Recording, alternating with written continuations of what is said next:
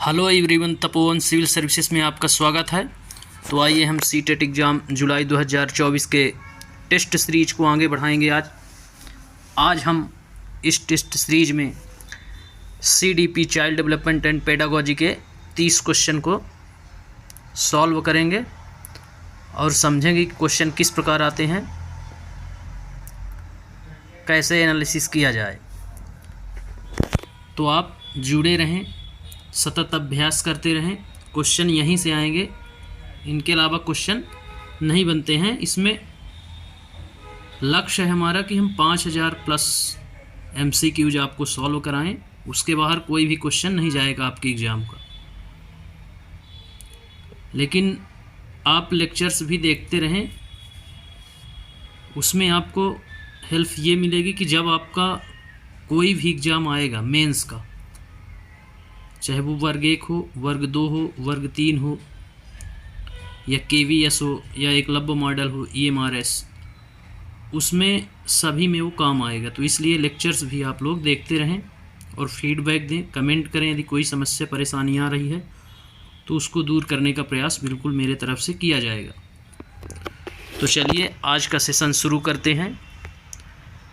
इसमें हम CDP के 30 क्वेश्चन आज देखेंगे। तो पहला क्वेश्चन है, निम्नलिखित में से कौन सी विशेषता मानसिक रूप से दिव्यांग बच्चे में सामान्य रूप से नहीं होती है।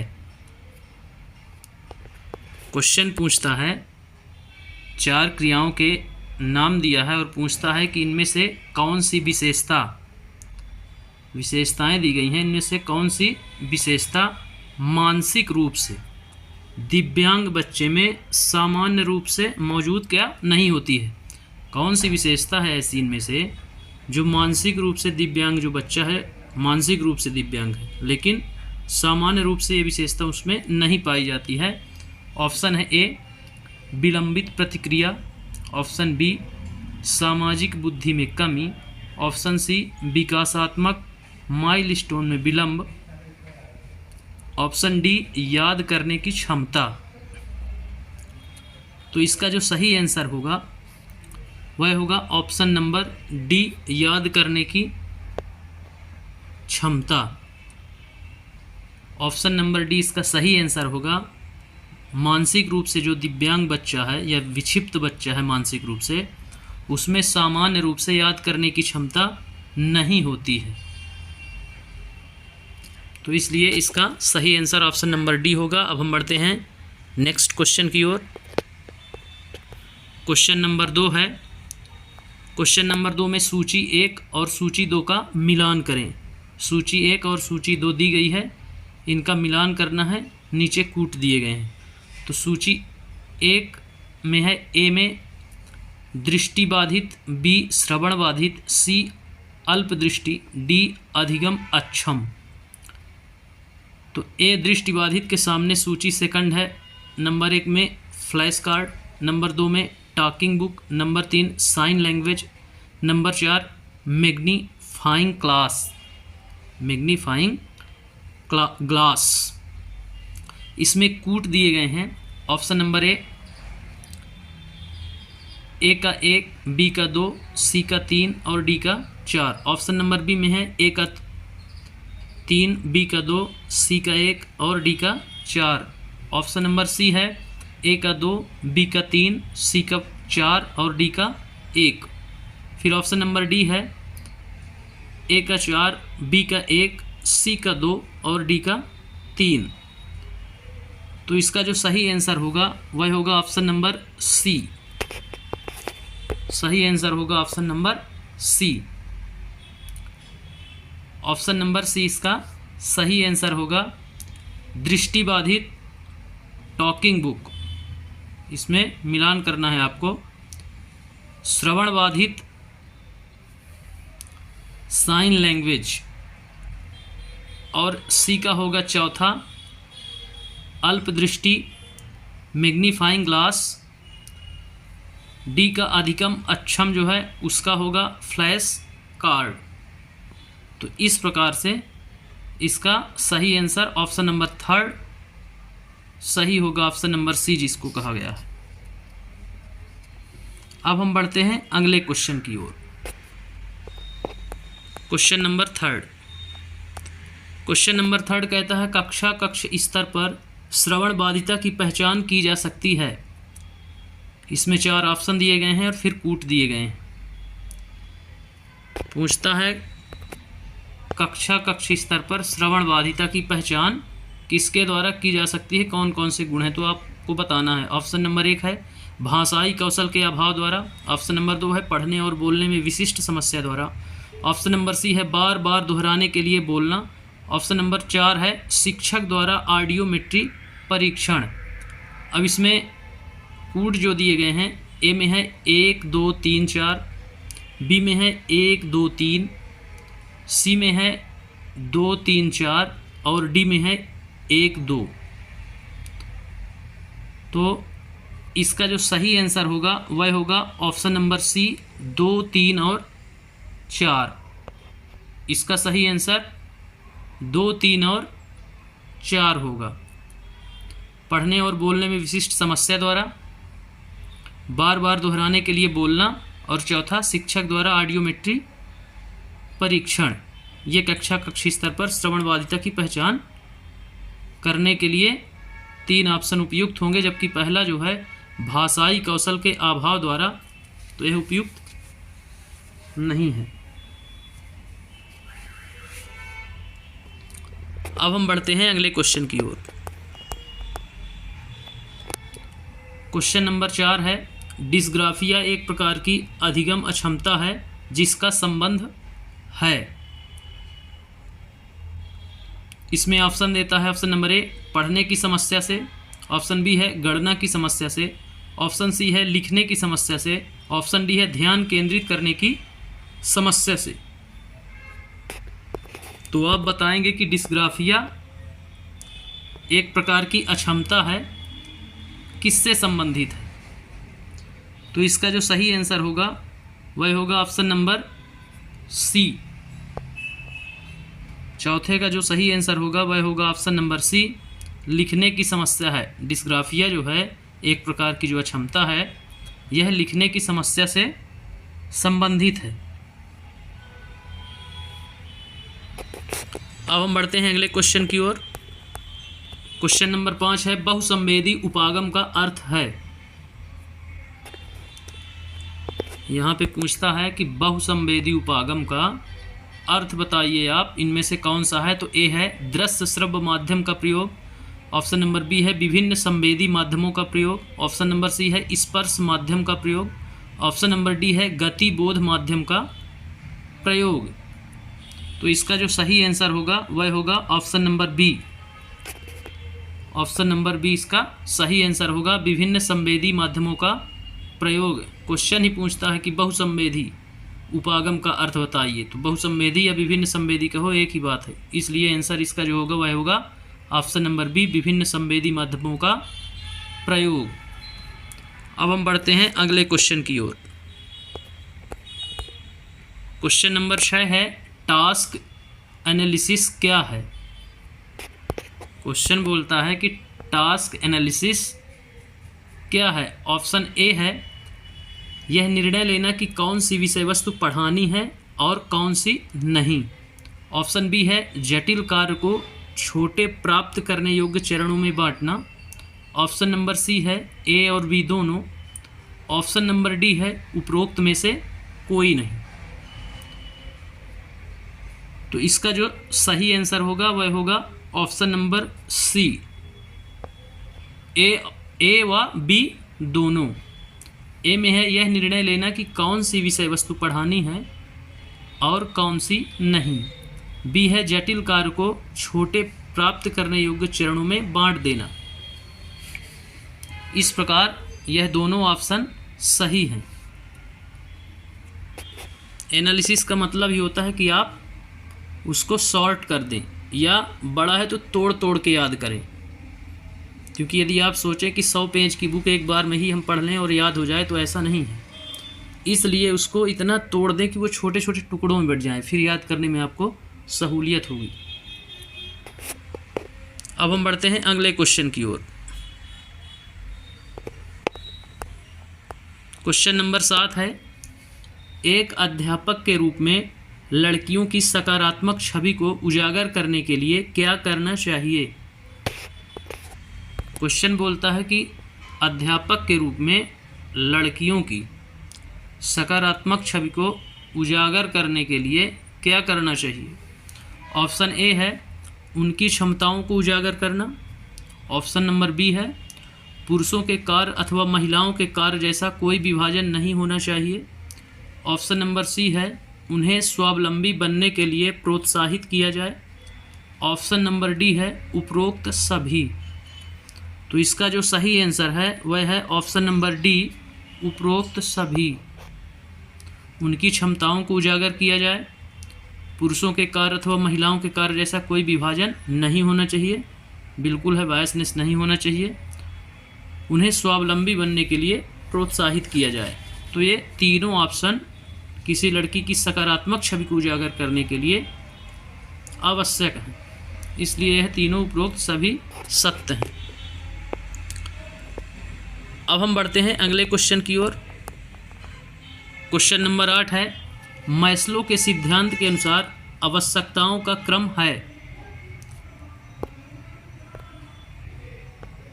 मैस्लो एक मनोवैज्ञानिक हैं, उनके सिद्धांत के अनुसार क्रम पूछता है।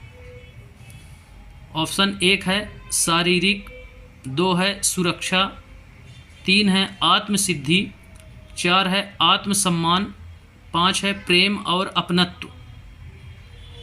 इसमें कूट दिए गए हैं। ए में है 1 2 3 4 5, बी में है 1 2 3 5 4, सी में है 1 2 5 4 3, डी में है 1 3 4 5 2। इसका आपको सही आंसर चूज करना है। तो इसका जो सही आंसर होगा वह होगा ऑप्शन नंबर सी। इसका सही आंसर ऑप्शन नंबर सी होगा 1 2 5 4 3। पहले शारीरिक, फिर सुरक्षा, फिर आपका आएगा प्रेम और अपनत्व, उसके बाद आत्मसम्मान, उसके बाद आता है लास्ट में आत्मसिद्धि।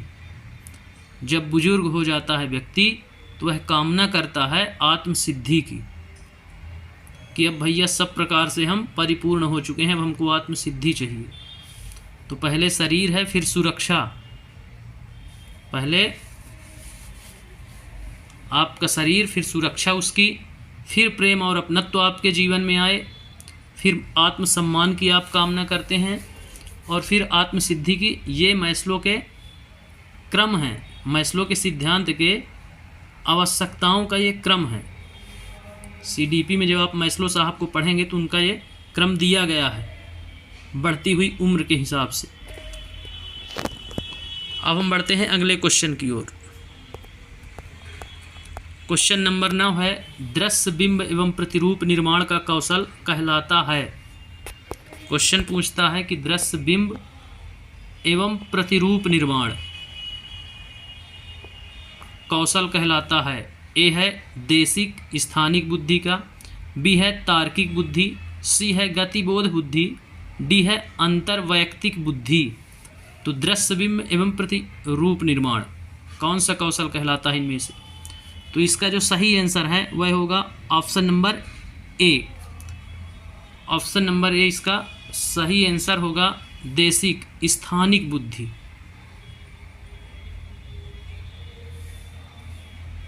स्थायी बुद्धि के तौर पर दृश्य बिंब, कोई दृश्य आप दिखाइए किसी बच्चे को या उस प्रतिरूप का निर्माण करवाइए तो वह स्थानिक बुद्धि का उदाहरण होगा या स्थानिक बुद्धि का कौशल कहलाएगा। तो इसका सही आंसर ऑप्शन नंबर ए है। अब हम देखते हैं अगले क्वेश्चन की ओर। क्वेश्चन नंबर 10 है वे लोग जिनका IQ 90 से 109 रेंज के मध्य होता है उनकी मतलब उनको किस श्रेणी में रखा जाता है, किस श्रेणी के बुद्धिमत्ताओं में रखा जाता है? तो ऑप्शन है ए श्रेष्ठ बुद्धि होती है, बी है सामान्य से उच्च बुद्धि होती है, सी है औसत बुद्धि होती है और डी है अल्प बुद्धि होती है। तो इसका जो सही आंसर होगा वह होगा option number B. Option number B इसका सही आंसर होगा सामान्य से उच्च बुद्धि। इसमें कई कैटेगरी में बांटा गया है बुद्धि लब्धि को। आप बुद्धि लब्धि वाला जब चैप्टर पढ़ेंगे उसमें दिया गया है, इसका सूत्र भी दिया गया है, तो आप इसको CDP के लेक्चर से पढ़ सकते हैं। अब हम बढ़ते हैं अगले क्वेश्चन की ओर। क्वेश्चन नंबर 11 है, सामवेगिक बुद्धि अनेक कौशलों का एक समुच्चय है जिसके अंतर्गत आता है। क्वेश्चन पूछता है सामवेगिक बुद्धि अनेक कौशलों का क्या है, समुच्चय है, इसके अंतर्गत क्या क्या आता है, कूट भी दिए गए हैं। तो एक में है परिशुद्ध मूल्यांकन, बी में है प्रकटीकरण, 3 में है संवेगों का नियमन। अब इसमें कूट दिए गए हैं, ए में है 1 और 2, बी में है 1 और 3, सी में है 1, 2 और 3, डी में है 2 और 3। तो इसका जो सही आंसर होगा वह होगा ऑप्शन नंबर सी, 1, 2 और 3। 1, 2 और 3 तीनों सामवेगिक बुद्धि में तीनों सम्मिलित होंगे, परिशुद्ध मूल्यांकन भी, प्रकटीकरण भी और संवेगों का नियमन भी। अब हम बढ़ते हैं अगले क्वेश्चन की ओर। क्वेश्चन नंबर 12 है, कथन शोध अध्ययनों द्वारा यह पुष्ट किया गया है कि टीवी के कार्यक्रम आकर्षक होते हैं, इसलिए बच्चे अपना बहुत अधिक समय उन्हें देखने में व्यतीत करते हैं। प्रभाव बताता है, यह उनके पढ़ने लिखने की आदत तथा बाह्य गतिविधियों में कमी लाता है, जैसे खेलना कूदना। तो कथन दिया गया है और प्रभाव दिया गया है। कथन में टीवी का उदाहरण देकर कोई कार्यक्रम है उसमें बताता है कि बच्चे इसमें ज़्यादा बिजी रहते हैं। उसका प्रभाव क्या है कि उनके पढ़ने लिखने आदत तथा बाह्य गतिविधियों में कमी आती है। अब इसमें से 4 ऑप्शन देता है, आपको बताना है। तो ऑप्शन ए है कथन और प्रभाव दोनों सत्य हैं, ऑप्शन बी है कथन सत्य है प्रभाव असत्य है, सी है कथन असत्य है प्रभाव सत्य है, और ऑप्शन डी है कथन और प्रभाव दोनों असत्य हैं। तो इसका जो सही आंसर होगा वह होगा option number A. Option number A इसका सही आंसर होगा, कथन और प्रभाव दोनों सत्य हैं। इसीलिए बच्चों को आप देखेंगे कि यदि टीवी नहीं भी है तो वो मोबाइल के लिए ही रोता रहता है दिन भर और कार्टून देखता रहता है। इसलिए टीवी के कार्यक्रम आकर्षक हैं, उसमें टाइम उसका बर्बाद होता है, वो खाना पीना तक भूल जाता है। इसलिए दोनों सत्य हैं। अब हम बढ़ते हैं अगले क्वेश्चन की ओर। क्वेश्चन नंबर 13 है, स्वस्थ व्यक्ति कौन है। इसमें 3 ऑप्शन है और कूट फिर दिया गया है। तो नंबर 1 पर है, वह जो अपनी भावनाओं और सीमाओं व स्वयं के प्रति जागरूक है। दूसरा है स्वयं को स्वीकार करता है। तीसरा है जो अतीत में नहीं जीता है तथा भविष्य को लेकर परेशान नहीं होता है। कूट दिया गया है ऑप्शन ए में 1, 2, ऑप्शन बी में 1, 2, 3, ऑप्शन सी में 1, 3, ऑप्शन डी में 2 और 3। तो इसका जो सही आंसर होगा वह होगा option number B. Option number B इसका सही आंसर होगा, 1, 2 और 3। वह जो अपनी भावनाओं और सीमाओं व स्वयं के प्रति जागरूक होगा वह स्वस्थ व्यक्ति कहलाएगा। स्वयं को स्वीकार करता है, बिल्कुल, तभी तो स्वस्थ व्यक्ति है, नहीं पागल घोषित कर दिया जाएगा।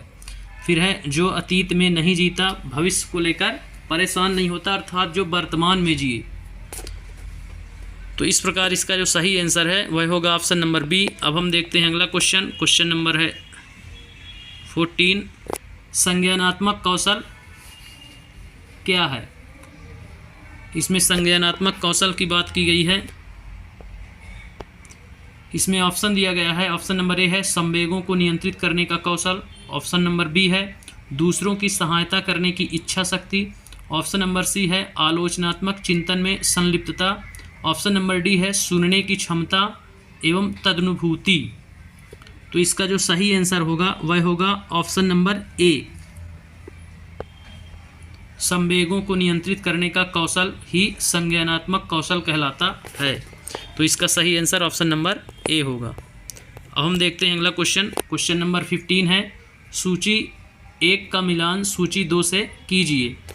इसमें सूची 1 और 2 दी गई हैं और नीचे कूट दिए गए हैं। सूची 1 में है, ए में है शारीरिक विकास, बी में है मानसिक विकास, सी में है नैतिक विकास, डी में है सामाजिक विकास। ए के सामने शारीरिक विकास के सामने है नंबर 1 नैतिक कहानियाँ, बी मानसिक विकास के सामने है नंबर 2 में खेल एवं व्यायाम, सी है नैतिक विकास के सामने है नंबर 3 भाषा और गणित, डी है सामाजिक विकास के सामने है नंबर 4 समूह कार्य। तो इसका जो सही आंसर होगा वह होगा ऑप्शन नंबर सी। इसमें कूट दिए गए हैं तो पहले कूट आप देख लें। ऑप्शन ए में है 3 1 2 4, ऑप्शन बी में है 1 2 3 4, ऑप्शन सी है 2 3 1 4, ऑप्शन डी है 4 3 2 1। तो इसका जो सही आंसर होगा वह होगा option number C. Option number C इसका सही आंसर होगा 2 3 1 4। तो ए का दूसरा अर्थात शारीरिक विकास का खेल एवं व्यायाम करेंगे तो आपका शारीरिक विकास होगा। बी का तीसरा है मानसिक विकास से यहाँ तात्पर्य भाषा एवं गणित से है, आपका मानसिक विकास होगा। ऑप्शन जो सी नंबर है वह है नैतिक विकास, तो आप ऑब्वियसली नैतिक कहानियाँ पढ़ेंगे, उसमें से नैतिक विकासों का गुण आपके विकसित होगा। जो डी में है सामाजिक विकास, तो जब आप समूह में कार्य करते हैं तो उसमें लीडरशिप, एक दूसरे के साथ सहयोग करना, इस प्रकार के सामाजिक विकास के गुण विकसित होते हैं। तो डी का आप मेल करेंगे सामूहिक या समूह कार्य से। तो इस प्रकार इसका जो सही आंसर था वह था ऑप्शन नंबर सी। अब हम बढ़ते हैं अगले क्वेश्चन की ओर। क्वेश्चन नंबर है 16। मानव व्यवहार संज्ञानात्मक, व्यवहारात्मक तथा पर्यावरणीय निर्धारकों के बीच सतत अन्य क्रिया का प्रतिफल होता है। यह क्रिया मनोवैज्ञानिक द्वारा सीखने के सिद्धांत में स्पष्ट किया गया है। इसमें मानव को जोड़ा गया है कि मानव व्यवहार जो है वह संज्ञानात्मक, व्यवहारात्मक, पर्यावरणीय निर्धारकों के बीच सतत एक अन्य क्रिया का प्रतिफल होता है या अन्योन्य क्रिया है इन तीनों के बीच में। तो मनोवैज्ञानिकों द्वारा यह सिद्धांत में प्रस्तुत किया गया है। तो आपको बताना है कि कौन से मनोवैज्ञानिक थे वो। इसमें 4 मनोवैज्ञानिकों के नाम दिए गए हैं। ऑप्शन ए में है जीन पियाजे, बी में है ब्रूनर, सी में है अल्बर्ट बंडूरा और डी में है B.F. स्किनर। तो इसका जो सही आंसर होगा वह होगा option number D. Option number D इसका सही आंसर होगा। स्किनर महोदय, B.F. स्किनर महोदय इस सिद्धांत को प्रस्तुत करते हैं कि मानव व्यवहार संज्ञानात्मक, व्यवहारात्मक, पर्यावरणीय निर्धारकों के बीच सतत अन्य क्रिया का प्रतिफल है और कुछ नहीं। तो इस प्रकार से ऑप्शन नंबर डी इसका सही आंसर होगा। अब हम देखते हैं अगला क्वेश्चन। क्वेश्चन नंबर 17 है, बच्चों को जो कुछ सिखाया जाए उसकी आवृत्ति की जाए, उसे दोहराया जाए और समय समय पर उसका उपयोग किया जाए, यह थॉर्नडाइक के कौन से नियम से संबंधित है। यहाँ बच्चों को सिखाने के लिए और आवृत्ति बार बार दोहराई जाए यदि सिखाने के लिए, तो थॉर्नडाइक साहब इस सिद्धांत को दिए थे। उन्होंने बिल्ली और कुत्ते, लार टपकते हुए कुत्ते और चूहों पर प्रयोग किया था इस चीज़ का, तो उसी को बताया गया है। तो इसमें ऑप्शन ए है प्रभाव का नियम, ऑप्शन बी है अभ्यास का नियम, ऑप्शन सी है तत्परता का नियम, ऑप्शन डी है इनमें से कोई नहीं। तो इसका जो सही आंसर होगा वह होगा ऑप्शन नंबर बी अभ्यास का नियम। ऑप्शन नंबर बी इसका सही आंसर है कि यदि आप बच्चों को कुछ सिखाते हैं और आवृत्ति या बार बार दोहराते हैं तो यह अभ्यास का नियम कहलाता है। इसीलिए आप जितनी बार इनको अभ्यास करेंगे, टेस्ट सीरीज को, लेक्चर्स को, तो क्या होगा, आप बहुत जल्दी सीख जाएंगे और स्थायित्व को प्राप्त कर लेंगे। अर्थात फिर आपके आंसर कभी गलत नहीं होंगे या आप कन्फ्यूजन में नहीं रहेंगे। अब हम बढ़ते हैं अगले क्वेश्चन की ओर। क्वेश्चन नंबर 18, स्मृति स्तर के सीखने में अंतर्निहित 4 प्रक्रियाओं का क्रम है। यहाँ पे स्मृति स्तर दिया गया है, 3 स्तर होते हैं सीखने के, इसमें से स्मृति स्तर के बारे में दिया गया है और उसके क्रम पूछा गया है। 4 प्रक्रियाओं के क्रम उसके पूछा गया है। इसमें ऑप्शन नंबर ए में है प्रत्यक्षीकरण, पहचान, धारण और प्रत्यय स्मरण। ऑप्शन नंबर बी में है प्रत्यक्षीकरण, धारण, पहचान, प्रत्यय स्मरण। ऑप्शन नंबर सी में है प्रत्यक्षीकरण, प्रत्यय स्मरण, धारण, पहचान। ऑप्शन नंबर डी में है प्रत्यक्षीकरण, धारण, प्रत्यय स्मरण, पहचान। तो इसमें चूज करना है सही आंसर। तो इसका जो सही आंसर है वह है option number A. Option number A इसका सही क्रम है। पहले प्रत्यक्षीकरण, फिर उसकी पहचान करना, फिर उसको धारण करना और फिर उसका प्रत्यय स्मरण करना। तो इसका सही आंसर ऑप्शन नंबर 1 होगा। अब हम देखेंगे अगला क्वेश्चन। क्वेश्चन नंबर 19, शिक्षार्थी से संबंधित शिक्षण अधिगम प्रक्रिया को प्रभावित करने वाले कारक हैं। क्वेश्चन जो पूछ रहा है वह बोलता है कि शिक्षार्थी से संबंधित शिक्षण अधिगम की प्रक्रिया को प्रभावित करने वाले कारक। तो इसमें ऑप्शन नंबर ए में है आयु एवं परिपक्वता। ऑप्शन नंबर बी है शारीरिक एवं मानसिक स्वास्थ्य। ऑप्शन नंबर सी है अभिप्रेरणा का स्तर एवं इच्छा शक्ति। ऑप्शन नंबर डी है उपरोक्त सभी। तो इसका जो सही आंसर है वह होगा ऑप्शन नंबर डी, उपरोक्त सभी। आयु एवं परिपक्वता भी प्रभावित करती है, शारीरिक एवं मानसिक स्वास्थ्य बिल्कुल प्रभावित करता है, अभिप्रेरणा का स्तर एवं इच्छा शक्ति। मान लीजिए बुक खुली है, आपका माइंड कहीं और है, तो मतलब आपकी इच्छा नहीं हो रही पढ़ने की, या आप अभिप्रेरित नहीं हैं अपने लक्ष्य को लेकर, तो भी आप उस लक्ष्य की प्राप्ति यदि करेंगे भी तो बहुत लेट कर पाएंगे। इसलिए अभिप्रेरणा भी जरूरी है, थोड़ा पुश जरूरी है। शारीरिक मानसिक स्वास्थ्य बिल्कुल ज़रूरी है, नहीं तो आप पागल रहेंगे। आयु एवं परिपक्वता, एक आयु और परिपक्वता तक ही आप सीख सकते हैं, उसके बाद फिर आप नहीं सीख पाएंगे। अनुभव जरूर बढ़ेगा पर सीखने की क्षमताएं धीरे धीरे कम हो जाएंगी। तो इसलिए इसका जो आंसर है वह होगा ऑप्शन नंबर डी, उपरोक्त सभी। अब हम बढ़ते हैं अगले क्वेश्चन की ओर। क्वेश्चन नंबर 20 है, यदि पाठ्य सामग्री अथवा सिखाए जाने वाली क्रिया का बच्चों के जीवन में कोई संबंध नहीं होता तो क्या होता। तो ऑप्शन नंबर ए है बच्चे सीखने में रुचि नहीं लेते हैं। ऑप्शन नंबर बी है उन्हें सीखने में कठिनाई होती है। ऑप्शन नंबर सी है ए व बी दोनों। ऑप्शन नंबर डी है उपरोक्त में से कोई नहीं। तो क्वेश्चन क्या बोलता है कि पाठ्य सामग्री जो है अथवा सिखाए जाने वाली क्रिया का बच्चों के जीवन से कोई संबंध नहीं होता है। जो पाठ्य सामग्री यूज की जा रही है पढ़ाने में और जो सिखाया जाता है वह क्रिया क्या उनके जीवन से संबंध नहीं रखती है? यदि नहीं रखती तो क्या होता? तो इसका आंसर बताना है। तो इसका जो सही आंसर होगा वह होगा ऑप्शन नंबर सी, ए व बी दोनों।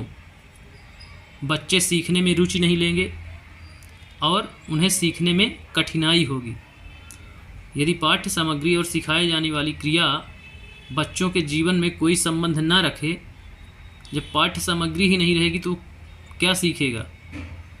यह सिखाए जाने वाली अर्थात यदि वह करके भी नहीं सीखेगा, क्रिया में सम्मिलित नहीं होगा, तो वह कुछ भी नहीं कर पाएगा। इसीलिए इसके ऑप्शन ए व बी दोनों सही होंगे कि सीखने में उसकी रुचि नहीं होगी और कठिनाई भी जाएगी।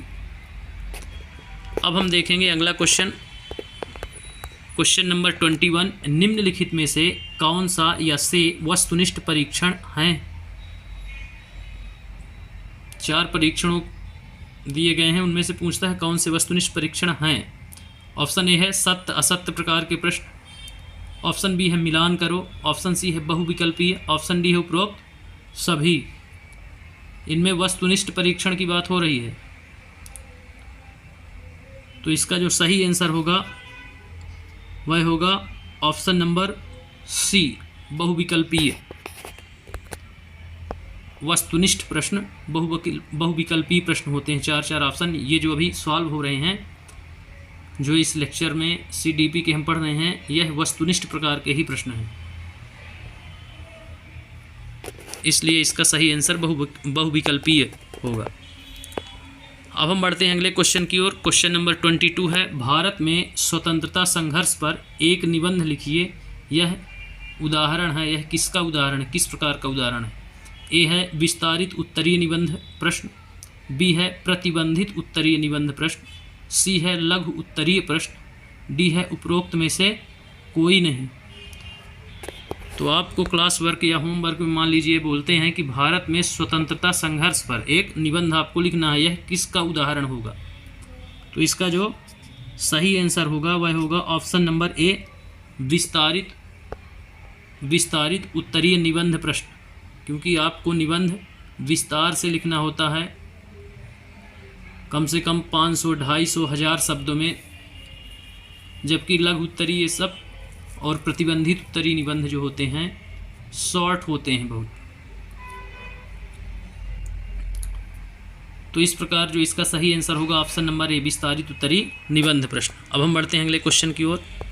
नेक्स्ट क्वेश्चन है क्वेश्चन नंबर 23, भारत नई दिल्ली, भारत है फिर अनुपात है नई दिल्ली, फिर समानुपात है यूके, फिर अनुपात है क्वेश्चन मार्क, यह उदाहरण है। ऑप्शन दिया गया है ए, पहचान कर आधारित प्रश्न, ऑप्शन बी है चयन पर आधारित प्रश्न, ऑप्शन सी है सादृश्यता पर आधारित प्रश्न, ऑप्शन डी है प्रत्यक्ष प्रश्न। तो आप इसको बताइए, इसमें भारत की राजधानी और यूके के डैश राजधानी मान लीजिए, तो आपको बताना है कि ये किस प्रकार का या किस पर आधारित प्रश्न है। तो इसका जो सही आंसर होगा वह होगा ऑप्शन नंबर ए, पहचान पर आधारित यह प्रश्न होगा। जैसे आप पहचान गए कि भारत की राजधानी क्या है, नई दिल्ली है, उसी प्रकार यूके की राजधानी को आपको पहचानना है। तो इस प्रकार से इसका सही आंसर ऑप्शन नंबर ए, पहचान पर आधारित प्रश्न। अब हम देखेंगे नेक्स्ट क्वेश्चन। क्वेश्चन नंबर 24 है, ब्लूप्रिंट एक त्रिआयामी चार्ट है जिसमें अधिभार दिया जाता है। यहाँ ब्लूप्रिंट की चर्चा होती है। यदि आप बीएड किए हैं तो आप इंटर्नशिप में गए होंगे। इंटर्नशिप में आपको यह कार्य दिए जाते हैं, ब्लूप्रिंट वगैरह बनाने के लिए, चार्ट वगैरह। तो इसमें जो ऑप्शन हैं और फिर कूट दिए गए हैं। तो फर्स्ट है आकलन के उद्देश्यों को, सेकंड है विषय क्षेत्रों को, थर्ड है प्रश्नों के प्रकार को। इसमें ऑप्शन ए है 1 व 2, ऑप्शन बी है 1 व 3, ऑप्शन सी है 2 व 3, ऑप्शन डी है 1, 2 व 3। तो इसका जो सही आंसर होगा वह होगा option number C. Option number C इसका सही आंसर होगा 2 व 3, विषय क्षेत्रों को और प्रश्नों के प्रकार को। ब्लूप्रिंट एक त्रिआयामी चार्ट है जिसमें अधिभार दिया जाता है, आकलन नहीं लगाया जाता है ब्लूप्रिंट में, सीधे बच्चों को देख करके कि बच्चे किस प्रकार के हैं। तो उसमें मध्यम कोटि के कुछ प्रश्न, कुछ निम्न कोटि के और कुछ उच्च कोटि के प्रश्न, जिस प्रकार से बच्चों का स्तर होता है उस प्रकार से प्रश्न सम्मिलित किए जाते हैं जिससे सभी बच्चे पास हो जाएं। तो ये सिखाया जाता है आपको इंटर्नशिप में। तो विषय क्षेत्रों को और प्रश्नों के प्रकार को इसमें अधिभार दिया जाता है। तो इसलिए इसका सही आंसर जो होगा वह होगा ऑप्शन नंबर सी, 2 व 3। अब हम बढ़ते हैं अगले क्वेश्चन की ओर। क्वेश्चन नंबर 25 है, सीखने के प्रतिफल हैं। यहाँ सीखने के प्रतिफल पूछता है। ऑप्शन ए है सीखने के उपकरण, ऑप्शन बी है सीखने की विधियाँ, ऑप्शन सी है आकलन का मानक, ऑप्शन डी है अधिगम के प्रकार। सीखने के प्रतिफल पूछता है आपसे, प्रतिफल को आप ध्यान रखेंगे, प्रतिफल पूछता है। तो इसका जो सही आंसर होगा वह होगा option number C. Option number C प्रतिफल का सही आंसर होगा आकलन का मानक। यह एक मानक की तरह कार्य करेगा आकलन के। अब हम बढ़ेंगे अगले क्वेश्चन की ओर। क्वेश्चन नंबर है 26, जोन ऑफ प्रोक्सिमल डेवलपमेंट का किसके द्वारा वर्णन किया गया है। जोन ऑफ प्रोक्सिमल डेवलपमेंट जो है ये मनोवैज्ञानिक हैं एक, उनके द्वारा दिया गया है। तो पूछता है 4 के नाम दिया है, उनमें से पूछता है इनमें से किसके द्वारा दिया गया है। ऑप्शन ए है वाइगोत्स्की, ऑप्शन बी है जीन पियाजे महोदय, ऑप्शन सी है ब्रूनर और ऑप्शन डी है कोहलबर्ग। तो इसका जो सही आंसर होगा वह होगा option number A. Option number A इसका सही आंसर होगा। वाइगोत्स्की महोदय जोन ऑफ प्रोक्सिमल डेवलपमेंट का वर्णन वाइगोत्स्की महोदय के द्वारा दिया गया है। यह एक निर्माणवाद पर आधारित इनका सिद्धांत है वाइगोत्स्की महोदय का, जिसे जोन ऑफ प्रोक्सिमल डेवलपमेंट कहा गया है।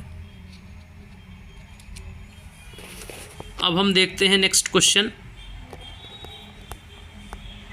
क्वेश्चन नंबर 27 है, निम्नलिखित में से कौन सुमेलित नहीं है। 4 ऑप्शन दिए गए हैं, इनमें से एक सुमेलित नहीं है, बाकी 3 सुमेलित हैं। तो आपको बताना है कौन सुमेलित नहीं है। नहीं शब्द जहाँ भी आए आप विशेष रूप से उसको ध्यान रखेंगे। तो ऑप्शन ए है ज्ञान संज्ञानात्मक पक्ष, ऑप्शन बी है शारीरिक क्षमताएं मनोगत्यात्मक पक्ष, ऑप्शन सी है अनुप्रयोग भावात्मक पक्ष, ऑप्शन डी है अभिवृत्ति भावात्मक पक्ष। तो इनमें से आपको बताना है कि इनमें से कौन सुमेलित नहीं है। कौन सुमेलित नहीं है, तो इसका सही आंसर होगा option number C. Option number C इसका सही आंसर होगा। अनुप्रयोग भावात्मक पक्ष यह सुमेलित नहीं है, यह सुमेलित नहीं है, इसलिए इसका आंसर ऑप्शन नंबर सी होगा। अब हम बढ़ते हैं नेक्स्ट क्वेश्चन की ओर। क्वेश्चन नंबर 28, रूब्रिक्स क्या है। रूब्रिक्स की यहाँ चर्चा की गई है। पूछता है रूब्रिक्स क्या है।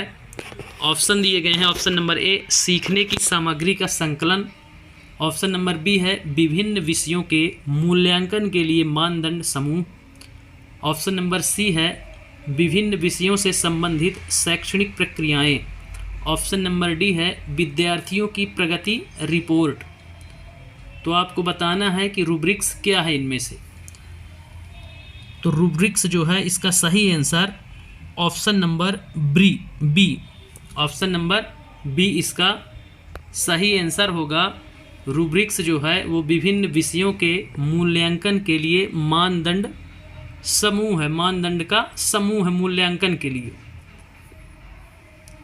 तो इसका जो सही आंसर है वह होगा ऑप्शन नंबर बी। अब हम बढ़ते हैं अगले क्वेश्चन की ओर। क्वेश्चन नंबर 29 है, विद्यार्थियों की प्रगति रिपोर्ट में ऑप्शन ए है विद्यार्थियों की विभिन्न विषयों में प्राप्त संप्राप्ति का विवरण होना चाहिए, ऑप्शन नंबर बी है विद्यार्थियों के व्यक्तित्व के विभिन्न पहलुओं का विवरण होना चाहिए, ऑप्शन नंबर सी है ए और बी दोनों होना चाहिए, ऑप्शन नंबर डी है उपरोक्त में से कोई नहीं। तो क्वेश्चन पूछता है विद्यार्थियों के प्रगति रिपोर्ट में ये होना चाहिए अथवा नहीं होना चाहिए। तो दोनों ऑप्शन हैं, और फिर पूछता है सी में ए और बी दोनों हैं, और डी में पूछता है क्या उपरोक्त में से कोई नहीं है। तो इसका जो सही आंसर है वह होगा ऑप्शन नंबर सी, ए और बी दोनों हैं। प्रगति रिपोर्ट में दोनों शामिल हैं। विद्यार्थियों के विभिन्न विषयों में प्राप्त संप्राप्ति का विवरण होना चाहिए उसके प्रगति रिपोर्ट में, और विद्यार्थियों के व्यक्तित्व के विभिन्न पहलुओं का विवरण होना चाहिए। तो इस प्रकार प्रगति रिपोर्ट में दोनों चीज़ें होना चाहिए, इसलिए इसका सही आंसर ऑप्शन नंबर सी, ए और बी दोनों है।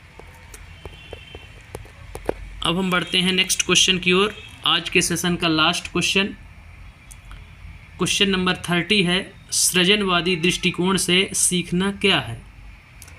सृजनवादी अर्थात बच्चा करके जब सीखता है, किसी चीज़ का निर्माण या आविष्कार करता है, उसी को बोलेंगे सृजनवादी दृष्टिकोण रखना। तो सीखना क्या है? ऑप्शन ए है, सीखना एक सक्रिय ग्रहणशील प्रक्रिया नहीं है। ऑप्शन नंबर बी है, विद्यार्थियों को हमेशा पाठ्य पुस्तक से सीखने के लिए मार्गदर्शन एवं सहायता की आवश्यकता होती है। ऑप्शन नंबर सी है, सीखना एक सक्रिय एवं अर्थपूर्ण प्रक्रिया है। ऑप्शन नंबर डी है, सीखना आत्म केंद्रित प्रक्रिया है। तो इसमें आपको बताना है सही आंसर क्या होगा। तो इसका सही answer option number C, option number C इसका सही आंसर होगा। सीखना एक सक्रिय एवं अर्थपूर्ण प्रक्रिया है, क्योंकि सीखने में क्या होता है, बच्चा स्वयं करके सीखता है। यहाँ उस चीज़ की चर्चा की जा रही है, तो सक्रिय रहेगा और अर्थपूर्ण प्रक्रिया है। तो इसका सही आंसर ऑप्शन नंबर सी है। तो आज का सेशन यहीं पे कंप्लीट होता है। आज हमने CDP के 30 क्वेश्चनों को देखा, उनका एनालिसिस किया। क्वेश्चन बहुत इजी आते हैं, आप पेशेंस रखें और धैर्यतापूर्वक इसको अभ्यासरत लगातार अभ्यास आप करते रहें। जितनी ज़्यादा बार आप अभ्यास करके जाएंगे, एग्ज़ाम हॉल में आपको उतनी ही ज़्यादा हेल्प मिलेगी और सफलता के चांसेस उतने ही आपके ज़्यादा बनेंगे। इसी के साथ धन्यवाद। कल फिर होगी मुलाकात।